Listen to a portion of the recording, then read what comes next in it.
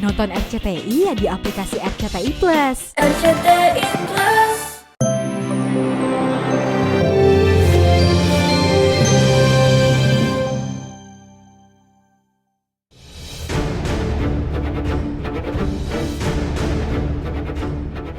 Keberhasilan aktris Nirina Zubir dalam membongkar aksi tipu-tipu mafia tanah membuat pesinetron Ivanka Suwandi memberanikan diri untuk bicara di depan awak media terkait kasus penipuan dan penggelapan berkedok investasi properti di Bali yang dialaminya. Selain Nirina, Ivanka juga mendapat dukungan dari Tamara Blazensky yang juga menjadi korban penipuan dan penggelapan di Pulau Dewata. Berkat dukungan Nirina dan Tamara, juga segenap keluarga dan penggemarnya di Bali, Ivanka bertekad membongkar kedok mafia properti yang membuatnya rugi miliaran rupiah. Maksudnya nih jeripayah saya kerja tahun 97, bayangin hilang begitu aja. Nah saya minta keadilan gitu loh. Saya lihat juga kan ada Tamara bermasalah juga di Bali kan. Terus Nirina kemarin juga dia telepon saya. Saya selama ini nggak mau beritain, saya pikir mereka nyadar sendiri. Ternyata sampai detik ini tidak ada itikat baik dari mereka menyelesaikan. Saya terpaksa ke media. Karena Nirina sempat bilang juga ya udah diinin aja. Akhirnya dia kan juga langsung ke media juga ya. Sebenarnya kita kan mau jalan baik, tapi ini orang nggak ada ini kesadaran, susah kan? Fans-fans saya tuh mendukung semua. Mami nanti di Bali perlu bantuan, saya ada katanya. Alhamdulillah nih fans baik-baik semua. Lantas seperti apa kronologi penipuan dan penggelapan investasi properti yang dialami Ivanka? Jadi saya tuh udah pernah beli rumah ya waktu kerja zaman dulu tahun 97 itu saya pernah ditawarin di pameran perumahan di Bali Lista. Lalu saya beli. Nah waktu itu saya beli jadi dalam waktu 3 bulan saya bayar lunas sambil mereka membangun rumahnya. Nah waktu dibangun itu mereka selalu kasih proses pembangunannya. Terus begitu bangunan 2 kafling ya jadi 1 rumah. Begitu bangunannya selesai saya diserahin kunci. Udah dong tenang ya namanya kita udah beli, oh udah ada. Itu masih sepi di situ belum ada yang bangun rumah baru saya sendiri.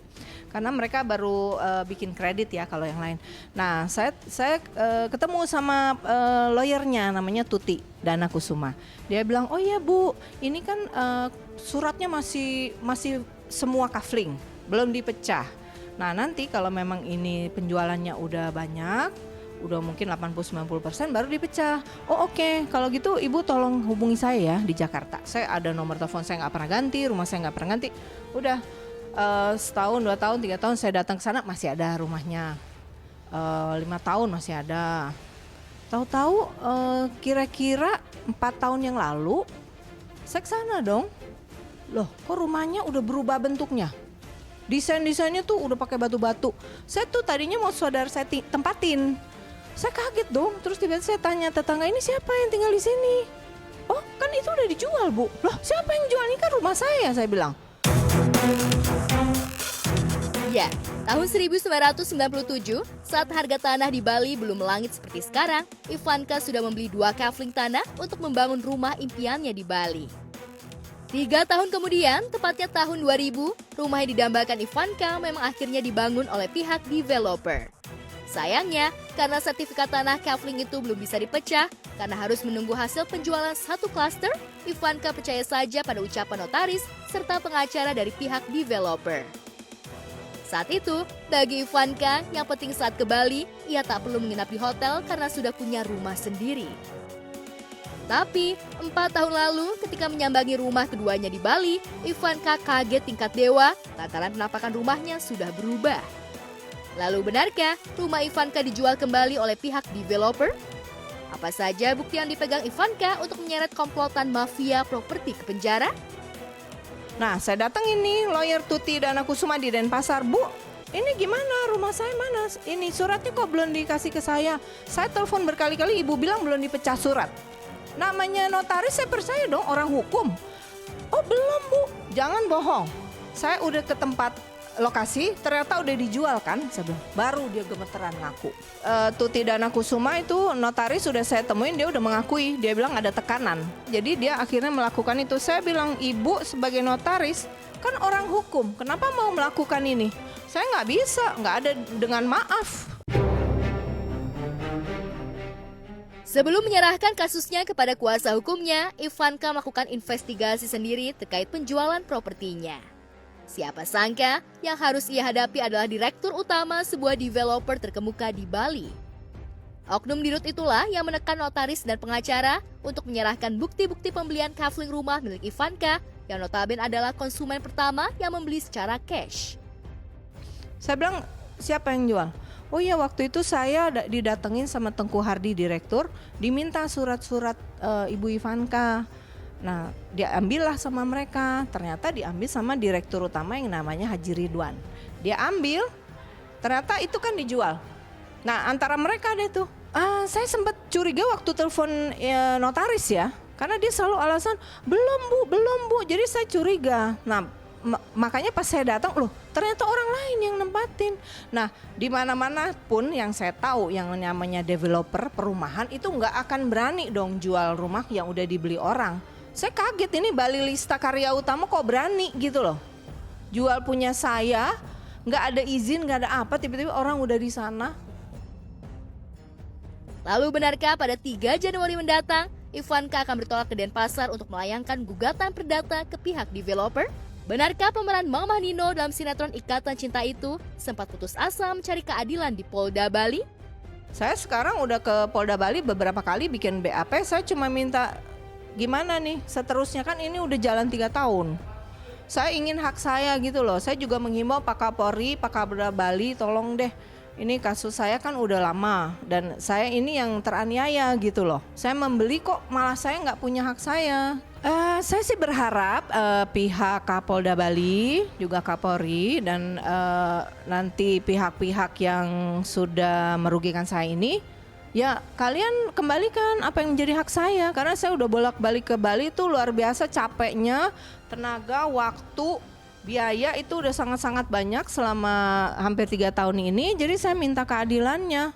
Apa kalian kok bisa gitu loh ngambil hak orang dengan begitu aja, nggak menghargain.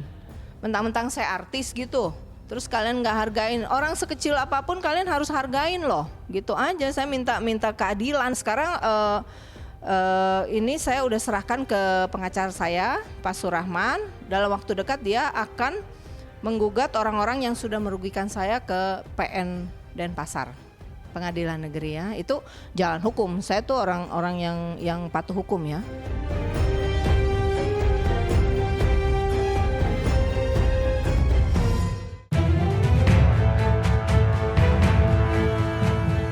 Kasus pengancaman dan pencemaran nama baik yang menahbiskan musisi IGD Ari Astina alias Jering SID sebagai terdakwa kembali digelar di Pengadilan Negeri Jakarta Pusat kemarin siang.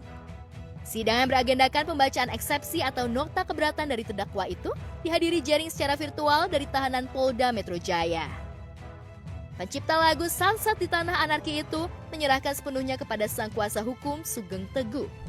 Sayangnya, nota keberatan Jering ditolak oleh jaksa penuntut umum. JPU menilai Jering bersalah melakukan pengancaman dan pencemaran nama baik melalui media sosial terhadap influencer Adam Denny. Lalu benarkah kebijakan restoratif justice untuk kasus Undang-Undang ITE bisa menguntungkan pihak Jering? Benarkah Jering pindah domisili dan membuat KTP DKI Jakarta demi mendapatkan status tahanan kota? Tentu selalu dalam posisi berbeda antara penasihat hukum dengan penuntut umum. Oleh karena itu majelis yang nanti akan memutuskan. Nanti putusan sela apakah sidang ini akan berjalan kembali atau dihentikan minggu depan. Permintaan terdakwa kan ada 2 ya. Permintaan terdakwa penangguhan penahanan atau setidak-tidaknya bisa menjadi peralihan tahanan kota sehingga bisa berada di luar ya. Semoga hakim mempertimbangkan ini karena begini, di dalam proses restoratif justice itu kasus-kasus yang terkait dengan Undang-Undang ITE sedapat mungkin tidak ditahan. Dia siap untuk kasus ini, dia bahkan sudah mengatur kepindahan KTP-nya ya, rumahnya untuk bisa mendapatkan status penangguhan penahanan atau setidak-tidaknya tahanan kota. Iya, Manora juga ya. Kalau misalnya Jering ada ini mungkin ibunya dibawa ke sini kalau misalnya tidak ada yang mengurus dibawa ke rumahnya di Jakarta. Meski eksepsi kliennya ditolak, Sugeng Teguh melihat secercah harapan untuk membalikan keadaan pada sidang berikutnya. Siapa sangka, perseteruan Jering versus Adam Denny bukan sekedar ribut-ribut di media sosial yang berbuntut pengancaman, tapi menyeret sejumlah orang penting yang diduga berada di belakang Adam Denny. Sugeng Teguh juga menyinggung pertemuan kliennya dengan Adam Denny di sebuah hotel untuk membuat kesepakatan damai. Lalu benarkah pihak Jering memiliki bukti terkait dugaan pemerasan yang dilakukan Adam Denny agar Jering terbebas dari jeratan hukum? Benarkah Adam Denny sempat meminta uang damai 15 miliar? Selain materi eksepsi merujuk pada ketentuan KUHP pasal 156, ada perhatian yang khusus majelis terkait dengan isu motif pelapor melaporkan Jering kemudian tidak tercapai restoratif justice. Ternyata di sana ada motif permintaan uang. Majelis menegaskan, ya kemarin kalau yang menghadiri, apakah pernyataan penasihat hukum itu terkait motif Adam Denny meminta uang 15 miliar, turun 10 miliar, adanya bos yang berkuasa, bos yang kemudian bisnisnya terganggu oleh Jering dan juga Gendo, dan juga isu pertemuan di Hotel Raffles. Majelis memberikan perhatian itu, ya. Semoga ini nanti sekiranya persidangan ini berlanjut, ya, ini menjadi didalami. Karena kita mengumpulkan bukti-bukti lain bahwa motif uang ini bukan terjadi kepada Jering saja. Baru beberapa bulan bebas dari penjara terkait kasus perseteruannya dengan ID Bali, Jering kembali masuk bui awal Desember lalu. Padahal saat itu, Jering dan istrinya Nora Alexandra tengah menjalani program kehamilan. Ironisnya, program itu harus tertunda lantaran Jering dan Nora harus dipisahkan oleh jeruji besi. Jering ditahan di Jakarta, sedangkan Nora menetap di Bali dan hanya sesekali datang untuk menjenguk dan menghadiri sidang sang suami. Lalu benarkah ketidakhadiran Nora di sidang kemarin lantaran ia tengah berkonflik dengan Jering? Yang pasti di Instagramnya, Nora sempat membuat heboh netizen karena menghapus foto dirinya dengan Jering.